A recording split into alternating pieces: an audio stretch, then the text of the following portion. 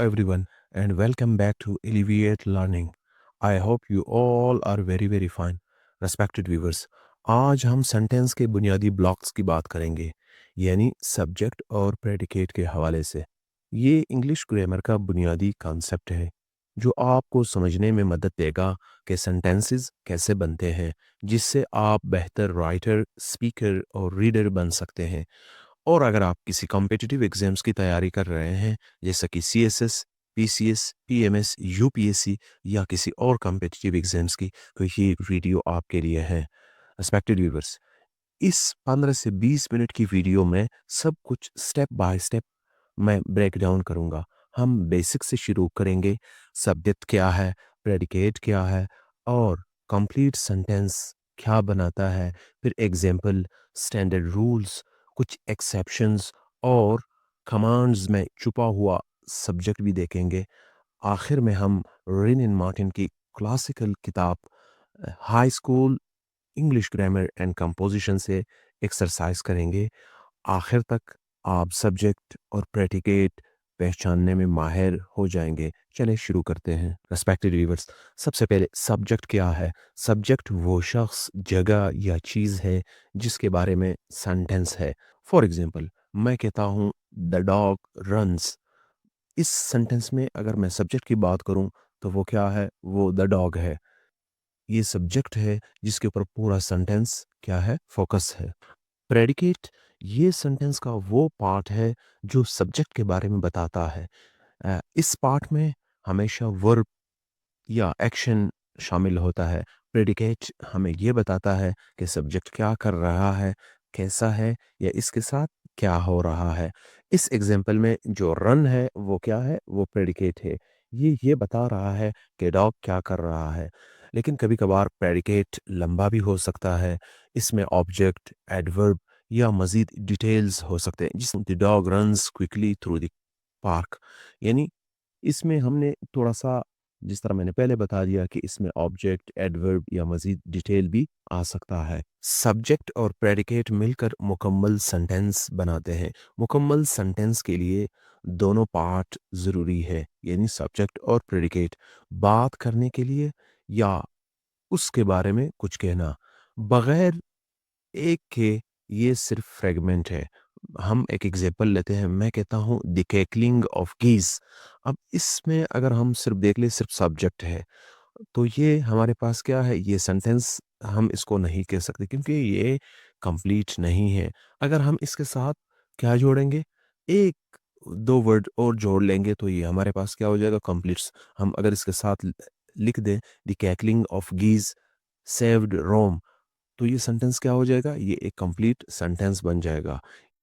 अगर हम एक और क्विक एग्जांपल की बात करें तो वो क्या है? Our boat sail to the शोर।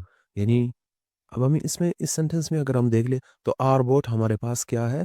सब्जेक्ट है, क्योंकि हम इस सेंटेंस में इसी के बारे में ही बात कर रहे हैं। और sail to the shore predicate है, जो बताता है कि किश्ती ने क्या किया। रेस्पेक्टेड व्यूअर्स, ये सेंटेंस की एनाटॉमी है। ज़्यादातर केसेस में जो सब्जेक्ट जो है वो पहले आता है और प्रेडिकेट बाद में आता है। ये स्टैंडर्ड रूल है। फॉर एग्जांपल, मैंने कहा the boy stood on the burning deck. लड़का जलती हुई किश्ती पर खड़ा रहा। ठीक है, तो यहाँ पे सब्जेक्ट हमारे पास क्या है? The boy. और प्रेडिकेट क्या है? Stood on the burning deck. क्योंकि ये सब्जेक्ट के बारे में हमें मजीद इंफॉर्मेशन दे रहा है कि सब्जेक्ट क्या कर रहा है। सब्जेक्ट खड़ा है जलती हुई किश्ती पर। रिस्पेक्टेड व्यूअर्स, इंग्लिश में हर रूल्स के एक्सेप्शन भी है। कभी एम्फेसिस, क्वेश्चन या पोएट्री के लिए सेंटेंस जो है वो इन्वर्टेड होता है। यानी क्या होता है? कभी कभार इस तरह भी होता है कि जो प्रेडिकेट है वो पहले आ जाता है और सब्जेक्ट क्या होता है? बाद में आ जाता है। हम एक एग्जांपल ले लेते हैं। हमारे पास एक एग्जांपल है, हियर कम्स द बस। ठीक है, अब यहाँ पे देख ले, यहाँ सब्जेक्ट जो है वो हमारे पास क्या है? द बस है। और प्रेडिकेट क्या है? हियर कम्स है। ये क्यों इस तरह लिखा गया है? क्योंकि हम पहले पढ़ चुके हैं कि कभी कभार हम एम्फेसिस के लिए क्वेश्चन के लिए या पोएट्री के लिए हम सेंटेंस को क्या कर देते हैं, इन्वर्ट कर देते हैं। तो इसमें भी हमने क्या कर दिया, इन्वर्ट कर दिया, किसके लिए, एम्फेसिस के लिए। इन्वर्शन में हम क्या करते हैं, वो जो लास्ट पार्ट होता है वो हम क्या कर लेते हैं, पहले ले आते हैं, ताकि हम एक एम्फेसिस क्रिएट करें। एक और एग्जांपल हम लेते हैं, sweet are the uses of adversity. ठीक है, अब यहाँ पे देख ले, द यूजेस ऑफ एडवर्सिटी हमारे पास क्या है, वो सब्जेक्ट है, और प्रेडिकेट हमारे पास क्या है, स्वीट आर। ठीक है, ये ये क्यों इस तरह हमने इन्वर्जन में लिखा है, ताकि ये आइडिया हाईलाइट हो कि मुश्किल वक्त के क्या होते हैं, फ़ायदे होते हैं। तो इम्पेरेटिव सेंटेंसेस वो सेंटेंसेस होते हैं जिसमें हम कमांड्स या रिक्वेस्ट करते हैं। यहाँ इस तरह के सेंटेंसेस में सब्जेक्ट मुश्किल होता है, क्योंकि ये सेंटेंस के अंदर हिडन होता है, ये लिखा नहीं जाता लेकिन समझा जाता है। फॉर एग्जांपल हम कहते हैं, मैं किसी को कहता हूँ सिट डाउन, तो इसका मतलब क्या हो जाए, बैठ जाइए। कौन बैठ जाइए, मतलब जिससे मैं बात कर रहा हूँ मैं उसको कह रहा हूँ सिट डाउन, आप बैठ जाइए। ठीक है, मुकम्मल सेंटेंस इस तरह होना चाहिए, यू सिट डाउन। इसमें यू जो है वो हमारे पास सब्जेक्ट हुआ, और सिट डाउन हमारे पास क्या हुआ, प्रेडिकेट हुआ। लेकिन हम उसमें सब जो है वो सब्जेक्ट नहीं लिखते। तरह एक और सेंटेंस, थैंक हिम। अब इसमें जो थैंक हिम है वो हमारे पास क्या है, वो हमारे पास इस सेंटेंस में प्रेडिकेट है।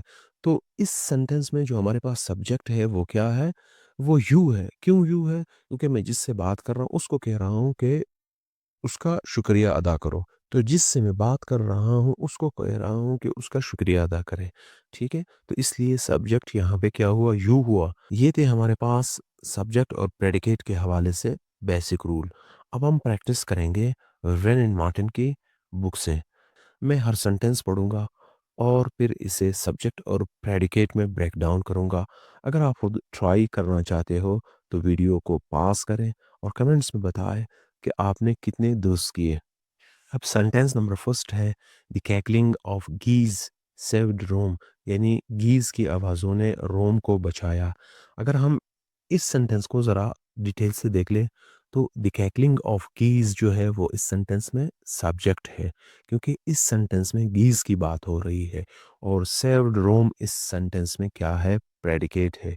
वो क्यों प्रेडिकेट है, कि वो क्योंकि वो सब्जेक्ट के बारे में इंफॉर्मेशन दे रहा है कि उसने रोम को सेव किया। सेंटेंस नंबर टू है, the boy stood on the burning deck, यानी लड़का जलती हुई डेक पर खड़ा था। अगर हम इस सेंटेंस को थोड़ा सा गौर से देख ले, तो द बॉय इस सेंटेंस में सब्जेक्ट है, क्योंकि इस सेंटेंस में बॉय की बात हो रही है। और जो stood on the burning deck इसलिए प्रेडिकेट है, क्योंकि वो सब्जेक्ट के बारे में इंफॉर्मेशन दे रहा है कि वो बर्निंग डेक पे खड़ा था। अगर हम सेंटेंस नंबर थर्ड की बात करें तो वो क्या है, Tubal Cain was a man of might. Tubal Cain एक ताकतवर आदमी था। अगर हम इस सेंटेंस को थोड़ा सा देख लें, तो ट्यूबल केन इसलिए सब्जेक्ट है क्योंकि इस सेंटेंस में ट्यूबल केन की बात हो रही है। और was a man of might इसलिए प्रेडिकेट है, क्योंकि वो सब्जेक्ट के बारे में इंफॉर्मेशन दे रहा है कि वो ताकतवर आदमी था। नेक्स्ट सेंटेंस है, stone walls do not make a prison, यानी पत्थर की दीवारें कैद खाना नहीं बनाती। तो इस सेंटेंस में हमारे पास स्टोन वॉल्स जो है वो क्या है, वो सब्जेक्ट है। वो क्यों सब्जेक्ट है, क्योंकि इस सेंटेंस में स्टोन वॉल्स की बात हो रही है। और do not make a prison इसलिए प्रेडिकेट है, क्योंकि वो सब्जेक्ट के बारे में इंफॉर्मेशन दे रहा है कि वो प्रिजन नहीं बनाती। सेंटेंस 5 हमारे पास है, the singing of the birds delights us, यानी परिंदों की चहचहाहट हमें खुशी देता है। अब यहाँ पे द सिंगिंग ऑफ बर्ड्स इस सेंटेंस में सब्जेक्ट है, क्योंकि ये इसलिए सब्जेक्ट है क्योंकि इस सेंटेंस में बर्ड्स के सिंगिंग की बात हो रही है। और डिलाइट्स अस इसलिए प्रेडिकेट है, क्योंकि वो सब्जेक्ट के बारे में इंफॉर्मेशन दे रहा है कि वो हमें डिलाइट करता है। नेक्स्ट सेंटेंस है, he has a good memory, यानी उसकी यादाश्त अच्छी है। अब ही इस सेंटेंस में क्या है, सब्जेक्ट है, क्योंकि इस सेंटेंस में ही की बात हो रही है। और हैज़ अ गुड मेमोरी ये प्रेडिकेट है। वो क्यों प्रेडिकेट है, इसलिए प्रेडिकेट है क्योंकि वो सब्जेक्ट के बारे में इंफॉर्मेशन दे रहा है कि उसकी मेमोरी अच्छी है। नेक्स्ट सेंटेंस है the earth revolves around the sun, यानी ज़मीन जो है वो सूरज के गिर्द घूमती है। अब यहाँ पे इस सेंटेंस में द अर्थ हमारे पास क्या है, सब्जेक्ट है, क्योंकि इस सेंटेंस में अर्थ की बात हो रही है। और रिवॉल्व्स राउंड द अर्थ इस सेंटेंस में प्रेडिकेट है। वो क्यों प्रेडिकेट है? कि वो सब्जेक्ट के बारे में इंफॉर्मेशन दे रहा है कि वो सन के राउंड रिवॉल्व करती है। नेक्स्ट सेंटेंस है nature is the best physician. अब जो नेचर है वो सबसे बेहतरीन तबीब है या फिजिशियन है। इस सेंटेंस में जो नेचर है वो क्या है, वो सब्जेक्ट है, क्योंकि इस सेंटेंस में नेचर की बात हो रही है। और इज़ द बेस्ट फिजिशियन इस सेंटेंस में प्रेडिकेट है। वो क्यों प्रेडिकेट है? क्योंकि वो सब्जेक्ट के बारे में इंफॉर्मेशन दे रहा है कि वो बेस्ट फिजिशियन है। नेक्स्ट सेंटेंस है एडिसन इन्वेंटेड द फोनोग्राफ। अब हम अगर इस सेंटेंस को थोड़ा सा देख लें तो जो एडिसन है वो इस सेंटेंस में क्या है, वो सब्जेक्ट है। क्यों सब्जेक्ट है? क्योंकि इस सेंटेंस में हम एडिसन के बारे में बात कर रहे हैं। और इन्वेंटेड द फोनोग्राफ इस सेंटेंस में क्या है, प्रेडिकेट है। वो क्यों प्रेडिकेट है? क्योंकि वो सब्जेक्ट के बारे में इंफॉर्मेशन दे रहा है कि उसने क्या किया, उसने फोनोग्राफ इजाद किया। नेक्स्ट सेंटेंस है the sea hath many thousand sands, यानी समंदर में हजारों रेत के ज़र्रात हैं। अब अगर हम इस सेंटेंस को देख ले, द सी इस सेंटेंस में क्या है, सब्जेक्ट है, क्योंकि इस सेंटेंस में हम सी की बात कर रहे हैं। और हैथ मैनी थाउजेंड सैंड्स इस सेंटेंस में क्या है, प्रेडिकेट है, क्योंकि वो सब्जेक्ट के बारे में इंफॉर्मेशन दे रहा है कि इसमें बहु कई हज़ार क्या है, ज़रात है। अगर हम नेक्स्ट सेंटेंस की बात करें तो वो क्या है, we can not pump the ocean dry, यानी हम समंदर को सूखा नहीं कर सकते। ठीक है। अब वी इस सेंटेंस में हमारे पास क्या है, सब्जेक्ट है, क्योंकि इस सेंटेंस में हम वी की बात कर रहे हैं।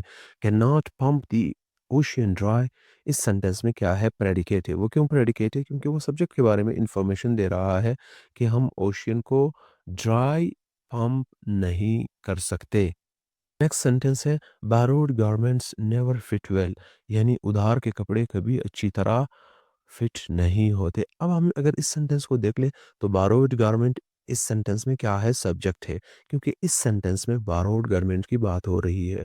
और नेवर फिट वेल इस सेंटेंस में क्या है, प्रेडिकेट है, क्योंकि वो सब्जेक्ट के बारे में इंफॉर्मेशन दे रहा है, वो कभी भी अच्छी तरह फिट नहीं होते। नेक्स्ट सेंटेंस की अगर हम बात कर ले, the early bird catches the worm, यानी जो जल्दी उठता है वो मौका हासिल करता है।